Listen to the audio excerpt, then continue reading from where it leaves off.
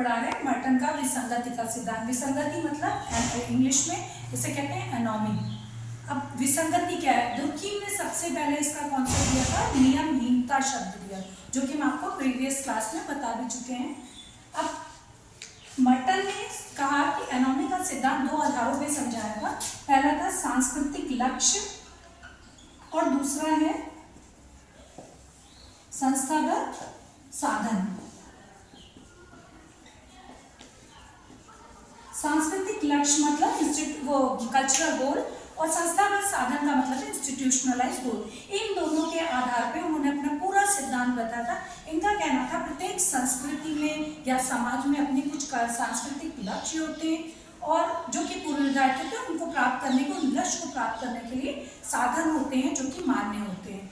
अब इन्होंने कहा कि 5 अनुकूलन की स्थितियां बताई थी। पहली स्थिति जो थी अनुरूपता की, कन्फॉर्मिटी, जिसमें कि सांस्कृतिक लक्ष्य भी सकारात्मक और ये भी साधन भी, मतलब लक्ष्य भी सही है और साधन भी मान्य है, तो ये अनुरूपता की स्थिति है।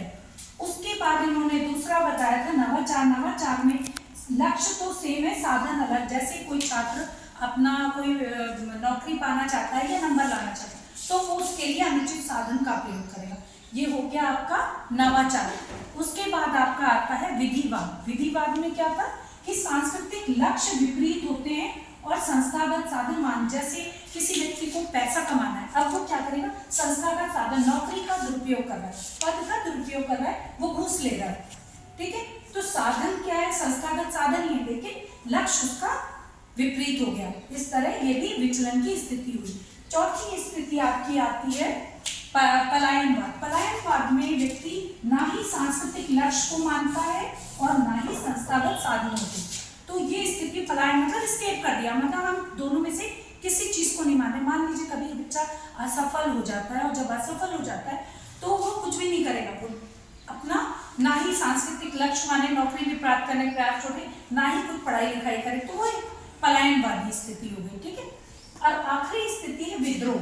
विद्रोह क्या होता है? जैसे बड़े बड़े आंदोलन होते हैं या कोई सत्ता परिवर्तन या कोई व्यवस्था में परिवर्तन लाना है, तो उस स्थिति में सांस्कृतिक लक्ष्य का विरोध करेंगे और साधन भी जो संस्थागत है उसके फिर वो नए मूल्य निर्धारित करेंगे और नए साधन उनके द्वारा मान्य होंगे। इस तरह उन्होंने कहा था पहली स्थिति जो थी वो अनुरूपता की थी, जो कि अनुकूलन को दर्शाती है, और बाकी चारों स्थितियां जो है नवाचार, कर्मवाद या उसे विधिवाद कहते हैं, पलायनवाद और विद्रोह, विचलन की स्थिति। इस तरह इन्होंने अपना विचलन का सिद्धांत दिया था, ठीक है।